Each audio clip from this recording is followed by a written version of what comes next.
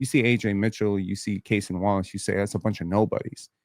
Those nobodies care so much about each possession that I think it's infectious. And they have, it's almost like they're hungrier this year. It's as crazy as to say. They could win 72 games easy. If we're going to glaze, y'all, there's something we can glaze, and that's OKC's team defense. They apparently have gotten better over the last year defensively somehow. Like, if you didn't watch this game yesterday, OKC held to LA Lakers to 92 points. And it was so bad that at one point, the Lakers, they run that like, hey, we're going to get a screen, we're going to get a switch lineup, and the next thing you know, Rui is ending up with Chet Holmgren in isolation, and Rui, they're so desperate for points. Chet is trying to attack, it's getting attacked by Rui. And Rui, for some reason, thinks he's going to score on Chet, and then it just was like abysmal. Luka was in Pelican Bay yesterday. He was 7 of 20 from the field. He was a minus 31. He had 19 points, 7 assists, 7 rebounds, 4 turnovers. And Austin Reeves, he really honestly looked a lot like he did versus the Wolves last year in the series. He was a minus 24. 13 points, 4-12 from the field. They obliterated the LA Lakers. And just for context, for people to understand just how great OKC has been this year. OKC, again, is first in net rating. They're a plus 15.6. They have 103.0 defensive rating this year. And just for context, the next best defense is the Nuggets at 109.4. There is a 6.5 point gap between the amount of points per 100 possessions allowed by OKC and Denver. I just like great basketball players, right? Jokic, Shea, Wemby. I just like great basketball players, and I like to be early, when I explain how great these players are. For context, and this shout out to Jason Timpf for sharing the stat. The Thunder have a plus 21 net rating in 329 possessions with Shea Gilgeous-Alexander off the court. And the guy who typically would carry a lot of those non-SGA minutes would be J-Dub. And he's been in street clothes and will probably be in street clothes for the foreseeable future. The fact that this team is as good as it is telling you everything you need to know about defensive principles, team identity, team culture, coaching. They just do it the right way. I think a lot of people out here watching what Jokic and the Denver Nuggets are doing, watching the revitalized bench, watching Jonas Valanciunas looking very comfortable with that second unit and saying, hey, the Thunder were this close. The Nuggets were almost there to beat them. Maybe the Denver Nuggets with more defense around Jokic with Bruce Brown back in tow. Maybe they finally have the edge. I think the Thunder have leveled up even more. I think the Thunder are. What's the difference this year without J-Dub? What do you feel like is functionally different? I think Shea has leveled up. He's a better player this year. I think some of these role players have really bought into, they play the right combinations so well. Like their lineup synergy is so good. They always have a sufficient amount of what they need on the court at all times, and it allows Shea to do his job. They're a very young team. They were one of the youngest teams in the league last year. It is actually expected that an NBA champion, who's one of the youngest NBA champions in league history, would get better. All of these guys have a lot of pride. And it's interesting because I was listening, I didn't watch. So to be fair, I didn't watch the OKC Thunder versus the Lakers because I knew exactly what was going to happen in that game. I knew Luka was going to get completely clamped by that defense. What I did watch was the Sacramento Kings. And it was interesting after, the loss to the Atlanta Hawks that Doug Christie said, team success starts with individuals looking in the mirror and having that pride. Then we can come together. Once the individual is locked in, now we can come together as a unit and you can love on your teammates and you can come do something together. But it starts with the individual. I think OKC has a unique talent to be able to identify individuals who care about the right things, who are egoless, selfless. It reminds me very much of the Spurs in the early 2000s. That team identified individuals who wanted to play team basketball, were above the ego, above the individual, and just came in and sacrificed for the team. You watch the Sacramento Kings and you watch a team that does not guard, does not seem to care on defense, does not compete, does not rotate, does not communicate, does not play with a lot of pride. And then you watch the OKC Thunder and you have a team that is up 20 and is still playing with so much pride.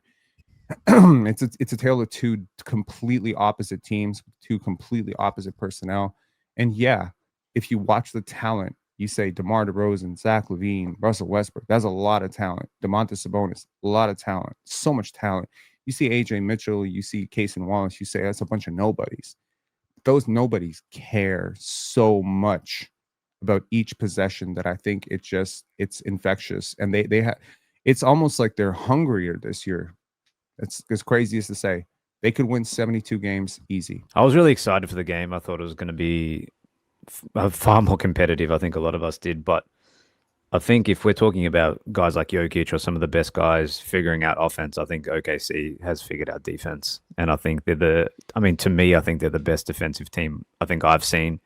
Austin Reeves and Luca, like you said, Swap, yes, they were in jail. And not just like by a little, by a lot. Like they didn't even look like high level players yesterday with OKC. And they're doing this without Lou Dort. They're doing this without J Dub, who you can make a case on any given night are their best perimeter defenders. So it's just a very scary sight. They found gold in AJ Mitchell. They also have, and this is where it gets even wilder. In this 26 loaded draft, they got 2 first rounders at number 7 and number 9. One of them being unprotected from the Clippers, and it's like, how can this team possibly get better? But they seem to just get better. And I think Chet's coming into his own a little bit. I think the role players are playing at such a high level, but it's because the personnel and the infrastructure is there for them to excel and maximize their gifts, especially defensively. And when you're so cohesive defensively, you're already going to be in every game. And then you've got the scoring of Shea and everyone contributing, and guys like Isaiah Joe can make 8 threes on any given night. So they just have so many ways to beat you. Even if they happen to have a bad defensive night, they just have so many ways to beat you. Mm-hmm. And it's going to be really hard to beat this team, I think. I think they're sort of growing into a new level, and Shea said it before the season that they're hungrier and that they're going to get better. And it's one thing to say it. It's another thing to watch it play out. And when you look at their schedule, it's hard to see when they're going to lose next. So it's crazy. Obviously, they will. It's the NBA, but yeah. They could get a top 3 pick legitimately. The Clippers are that bad right now. They folded in the second half yesterday. They could legitimately get a top and wow, the Bradley Beal injury, which I'm sure we're going to talk about at some point. You know what? It's such a weird thing. Y'all are athletes. All of you actually up here are athletes. Think about like from the mindset of you have just been drafted to the OKC Thunder as a 2nd round pick. You walk into that arena. You walk in, you shake hands with Sam Presti, you shake hands with Mark Daigneault, you meet Shea Gilgeous-Alexander, you meet Case and Wallace. You see your star player cares about the game to the level that he does. You see the excellence of your coach and your coaching staff, your medical staff. You see the investment that has been put into you as a small market team. How could you not compete? How could you not try? Organizational culture, I think, is so important. And I think about like teams that don't have it. I mentioned the Kings. I'll mention the Pelicans as well. When you walk in and you're a Pelicans draft pick, you know you're not being taken care of. You know you're not serious. You know there might be some instability with your leadership. You know some guys are going to get traded. You don't feel that like we are a serious organization. And so you don't hold yourself to that standard. I've seen it over and over. I mean, I've seen it with the Toronto Raptors be a joke for like 4 or 5 years where everybody who walked in here was like, I can't wait till I leave. That's not what OKC feels like. It feels like you walk in, you better play ball because everybody plays this way, right? Everybody cares about this. Our star player cares about this. And it brings me to that point of if your star player cares about the right shit, making your teammates better, playing defense, communicating, having the tough conversations, you will probably be a good team. But if your star player cares about it and your coach don't care about it and your organization doesn't care about it and your GM and your owner don't care about it, it's never going to work, man. You need everything to line up, and then you need an extraordinary amount of luck to win a championship. I look at someone like Giannis in 2017. I penciled it in my mind. He's going to win championships, right? I saw Shea 2020. I'm like, he's probably going to win championship 2021. It's not that complicated. Your star player has to care. When OKC play good defense, I'm not really surprised at this point. That doesn't mean I expect everyone to have a bad game against them, but it does mean that when stars don't have good games, I'm not surprised by it. Um, I think to further illustrate the point, you said they have a 103 defensive rating and second place had a 109.5 or something. That's the same gap that the San Antonio Spurs in 2007 had over the average team in the NBA, a 6.5 point gap. So OKC relative to the second best defense is the same as the 2007 NBA championship Spurs had over the 15th ranked defense. Well, the average, not the actual 15th, but the average. I think that says a lot about how dominant they've been to start this season. Functionally, I think they've changed a few things. I think that they're opening up the middle of the floor more, which has opened up Chet's game, which I think has been quite a cool exploration of his game. I think they're just the best team in the NBA. I don't really hesitate with that either. I just think they're the best team in the league. And then Shea is obviously improving as a decision maker, passer. I think it's huge that he can command the usage and the time of possession he does without turning the ball over. I just think they're really good. I don't really have much else to add other than that. They're just amazing. And the fact that they barely have to play their starters in fourth quarters at this point helps a lot. That gives their depth pieces more time, more minutes. It keeps their stars well rested, which means they can win even more games. They're really close to being 13-0. Like that Portland game, they were up 20. They blew the lead, and shout out to Portland for managing to come back. But they're very, very close from being 13-0. Maybe even if Isaiah Joe's foot isn't on the line, and that's fouled on a 3 instead of a 2. Now we're in overtime, and I'd put my money on OKC personally. So like that's how close they are to being 13-0. Just been absolutely dominant, and I think 70 wins is more than on the cards for this team. How close are they to being like 25-1? Their next set of games are ridiculously easy. At Charlotte, at New Orleans, Sacramento, at Utah, Portland again. So revenge game, they'll have that on their mind. Minnesota, Phoenix, Portland, at Portland again, at Golden State, Dallas, Utah, Clippers, Timberwolves, Grizzlies, Spurs. I would anticipate they probably lose one more game before Christmas, and my money would be on the Spurs. Maybe. And even then, back-to-back Spurs. It's December 23rd and December 25th. So Christmas game against the Spurs, I could see them losing one of those. But I mean, it would require De'Aaron Fox and Wemby to have extraordinary performances, for Dylan Harper to be back and play exceptionally well, probably for them to not be healthy. There's so many things that have to go wrong for them to lose a single game that really at this point, 74 games isn't off the cards. Well, Yeah, you expect De'Aaron and Wemby to play well. You know what I'm saying? So regardless of that, it's just like how you mentioned earlier. When it comes to a game like basketball, it doesn't necessarily have to be your star. You know what I'm saying? Harrison Barnes should have a great game. Keldon Johnson could match Lou Dort's physicality. You know what I mean? It's a bunch of different things, ways they could win, especially with a team like the Spurs who have a lot of firepower over there. Now, but to your point though, that list of games you named off, it sounds like they should win all of those. But you know, Minnesota could give them a good run. Portland up in Portland might give them another good one. But damn, like that seems like a really simple, really easy schedule. So for them to go 25-1, is very, very possible. Well, what I said to start the year was they won't be favored. They will be favored to win every single game they play this year, other than at Denver on a back-to-back, maybe. That would be the only game that they would be favored to lose. So every game they lose this season, they will still be losing to the underdog. That's a crazy thing, and I don't think we have we seen that since the Warriors 2016, 2017 Warriors, maybe the 96, 97 Bulls. Maybe the Bucks in 1920.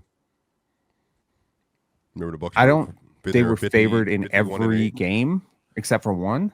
No, but I think they probably that year had, like, except for the Lakers that year, maybe the Rockets. But I would have to like really go back and think about like who they would have played that would have put them in that spot, because at one point there was a question for them: are they going to like come close to the record with what the Warriors had set previous? Like, what about the 12? The LeBron Heat the Heatles? Were they favored to win pretty much every single game, every single night? Was it a surprise when they lost? I don't think it was. I think there were a couple games where they walked in, like the San Antonio or whatever, where they were favored to lose. Like the home advantage, road advantage really does expose it, right? When you are consistently favored on the road, I mean, every NBA team plays 41 road games a year. If you are favored in more than 38 of them, you are really respected. Truly. Well, for this though, the statement I just made, that was about this games that you just listed off. Yeah, of course. Of course, you know what I'm saying. But I think there's quite a bit of teams out there. I won't say quite a bit, but there's a good amount of teams out there that I think will be able to compete with this team and beat them throughout the season. But Yeah. that group of teams that you just named for this upcoming part of the schedule, they should run through that. I'll But, actually, I got a couple teams I think will give them some trouble throughout the season. So I mentioned the Spurs, right? Specifically, I said because they have the back-to-back against the Spurs and they have a Christmas game against the Spurs. I don't know if the NBA really thought this through.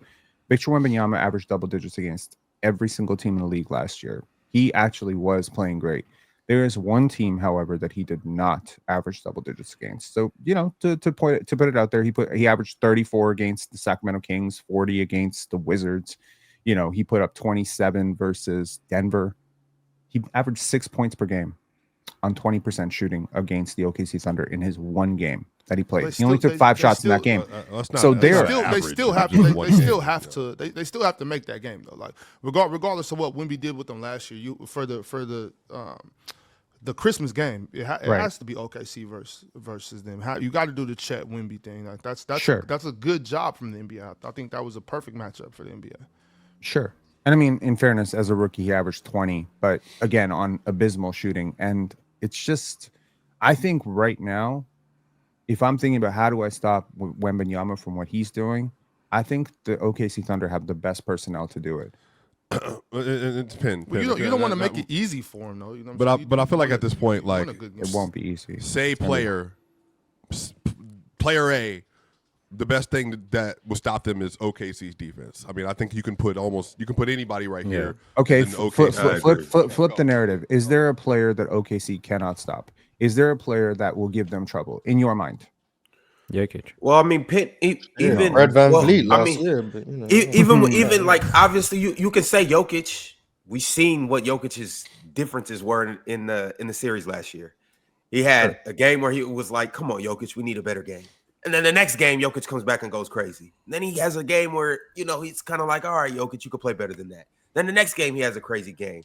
So it's like, even with a guy like Jokic, who obviously he had 55 points last night and went crazy, uber efficient all year, it's like OKC is the best team to slow him down.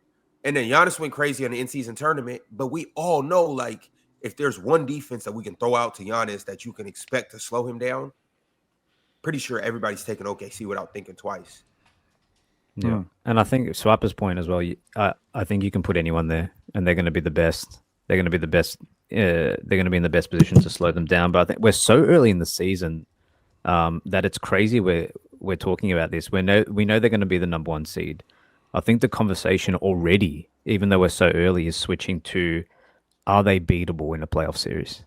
And I think that's where we probably have to start having a conversation more so than the regular season. We know they're going to roll through. They're going to win probably 70 games. They're going to get close to winning 70 games, but in the playoffs, and this will depend on competition and how other teams shape up. The Denvers of the world, the Houstons of the world. What do the Lakers look like when LeBron comes back? But I think the conversation will now steer towards, are they beatable in the playoff series? And it's obviously different to the regular season, but I think that's where we're heading already. And it's only been 12 games? Which is crazy. It's the player choice way. Yeah, them boys don't get it started. The player choice way. The player choice way. Comments wish lanes into the player choice way.